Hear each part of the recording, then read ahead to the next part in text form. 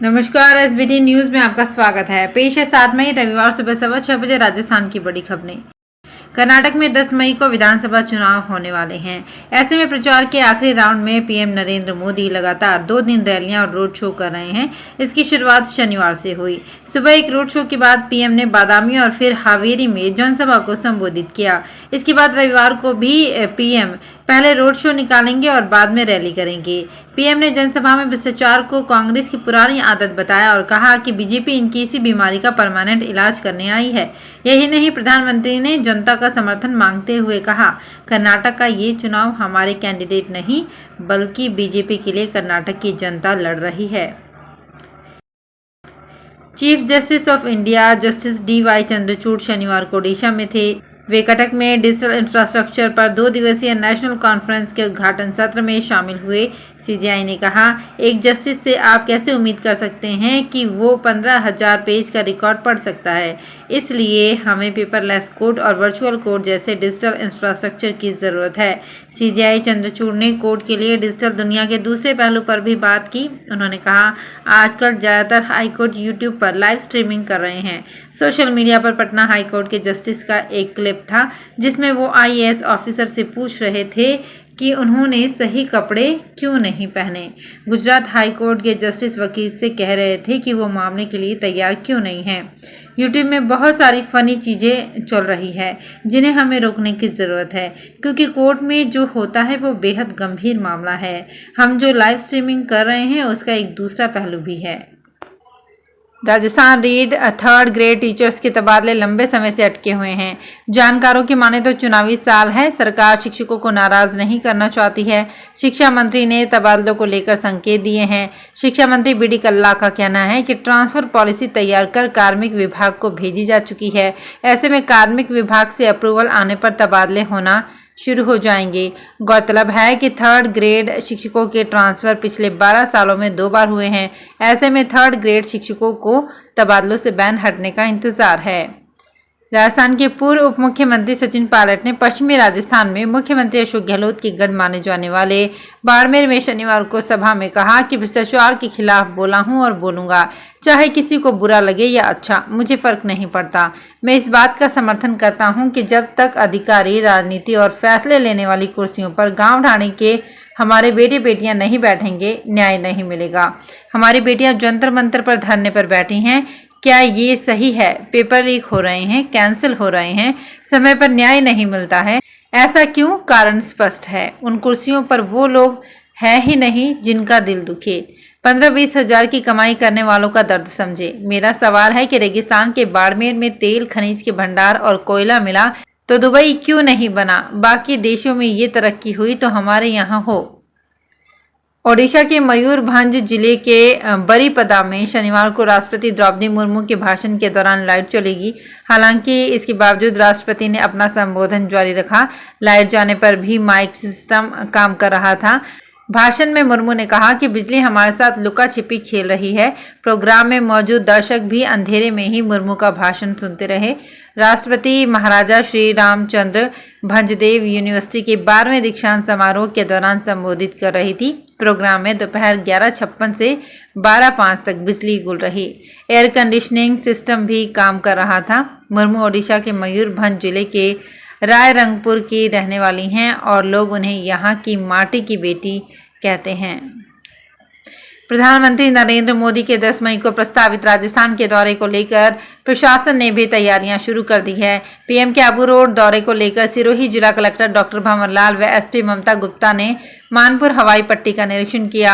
इस दौरान PWD व प्रशासनिक अधिकारियों से व्यवस्थाओं को लेकर जानकारी ली। इस दौरान माउंट आबू उपखंड अधिकारी राहुल जैन, जिला परिषद CEO डॉक्टर T शुभमंगला समेत अन्य अधिकारी मौजूद रहे। राजस्थान राज्य पथ परिवहन निगम यानी कि राजस्थान रोडवेज जयपुर दिल्ली के लिए परिवहन सुविधाओं में बढ़ोतरी करने जा रहा है। इसके तहत रोडवेज जयपुर से दिल्ली के बीच नई इलेक्ट्रिक बसें चलाएगा। जयपुर दिल्ली रूट पर national highway for electric vehicle फिलहाल कुछ बसें चला रहा है। इसके अलावा इस रूट पर कुछ निजी कंपनियों ने भी इलेक्ट्रिक बसों का संचालन शुरू किया है। राजस्थान रोडवेज भी NHEV को देखते हुए रोडवेज बेड़े में नई इलेक्ट्रॉनिक बसें शामिल करने की प्रक्रिया शुरू कर दी है। 20 बसों के साथ रोडवेज में इलेक्ट्रिक बसों का सफर शुरू हो जाएगा। राजस्थान में चुनावी साल शुरू होने के साथ ही सियासी हलचल भी तेज हो गई है। पूर्व उपराष्ट्रपति और मुख्यमंत्री रहे भैरव सिंह शेखावत की विरासत को सियासी तौर पर भुनाने के लिए बीजेपी 15 मई को उनकी पुण्यतिथि पर खजुरी आवास में जनसभा आयोजित करने जा रहा है। इस कार्यक्रम के लिए बीजेपी के राष्ट्रीय अध्यक्ष जेपी नड्डा, गृह मंत्री अमित शाह, रक्षा मंत्री राजनाथ सिंह और परिवहन मंत्री नितिन गडकरी को आमंत्रित किया गया है।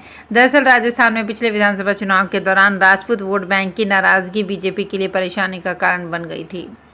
राजस्थान में नेता प्रतिपक्ष राजेंद्र राठौड़ ने प्रदेश कांग्रेस अध्यक्ष गोविंद सिंह डोटासरा के एक ट्वीट का जवाब देते हुए कहा है कि अपराधी की कोई जाति या पार्टी नहीं होती है। राठौड़ ने शुक्रवार को अपने आवास पर ये बात कही। उन्होंने कहा कि डोटासरा जिस जय कंवर का उल्लेख अपने ट्वीट में कर रहे हैं वो भाजपा के सक्रिय कार्यकर्ता नहीं है। डोटासरा खुद ये क्यों भूल जाते हैं कि पेपर माफिया के रूप में बत्ती लाल की गिरफ्तारी हुई थी, उसकी फोटो भी उनके साथ देखी गई थी। छबड़ा के कई दुकानें जलाने का आरोपी आसिफ आसेड़ी भी मुख्यमंत्री की रोजा इफ्तार की पार्टी में था। प्रियंका गांधी के निजी सचिव संदीप सिंह पर भी आरोप लगे हैं। इसका मतलब ये नहीं हुआ कि ये सभी नेता दोषी हैं। मेरे जन्मदिन पर हजारों लोग रक्तदान करते हैं, उनमें इस महिला ने रक्तदान किया है जो मेरे संज्ञान में नहीं है। ये पार्टी के सक्रिय कार्यकर्ता नहीं हैं। झालावाड़ जिले में 12 तहसीलों में से 5 में तहसीलदार के पद रिक्त चल रहे हैं। इनका काम अन्य तहसीलदार देख रहे हैं। असनावर तहसीलदार के पास तो 3 तहसीलों का कार्यभार है। अधिकारी नहीं होने से खाली चल रहे तहसीलों में अक्सर लोगों को निराश होकर लौटना पड़ रहा है। इसका असर राज्य सरकार की महत्वाकांक्षी महंगाई राहत शिविर पर भी पड़ रहा है। झालावाड़ जिला मुख्यालय पर 5 साल से उप पंजीयक का पद भी खाली चल रहा है। ऐसे में इसका प्रभार अक्सर झालरापाटन तहसीलदार के पास ही रहता है। उप जिला अस्पताल को बजट घोषणा 2023-24 में क्रमोन्नत कर जिला अस्पताल किया गया था।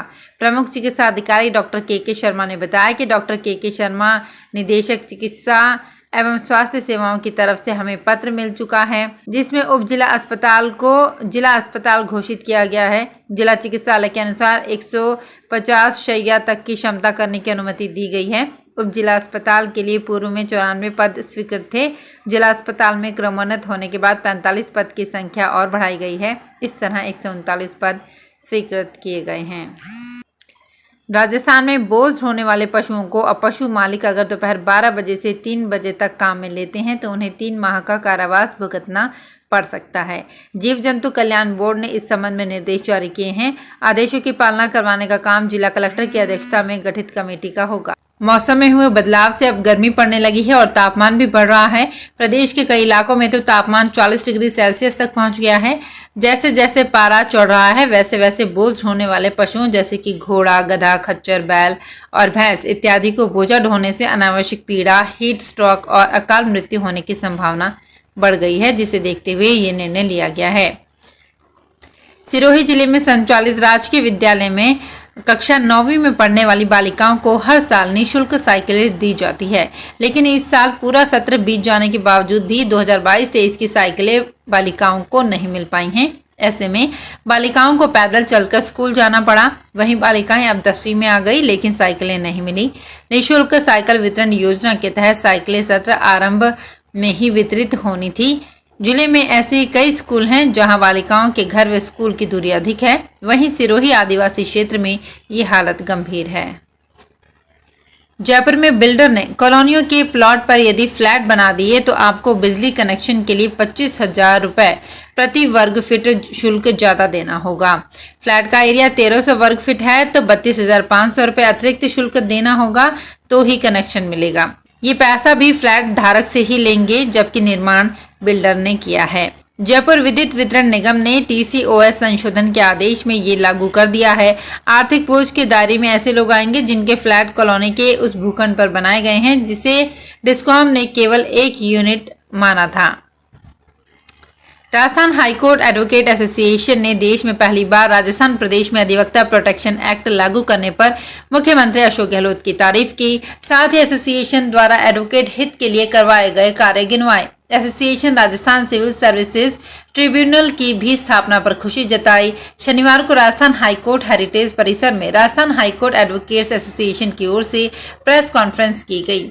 एसोसिएशन के अध्यक्ष रणजीत जोशी ने कहा कि नई एसोसिएशन का गठन होने के साथ ही प्रदेश में अधिवक्ता प्रोटेक्शन एक्ट करने के लिए जोधपुर से बिगुल बजाया गया और लंबे संघर्ष के बाद राजस्थान मुख्यमंत्री अशोक गहलोत ने अधिवक्ताओं की भावनाओं को समझते हुए प्रदेश में राजस्थान एडवोकेट प्रोटेक्शन बिल को पास करवाया। वहीं अधिवक्ताओं की मांग पर राजस्थान सिविल सर्विसेज ट्रिब्यूनल की भी स्थापना की जा रही है। तो फिलहाल इस बुलेटिन में इतना ही, फिर हाजिर होंगे कुछ और बड़ी खबरों के साथ।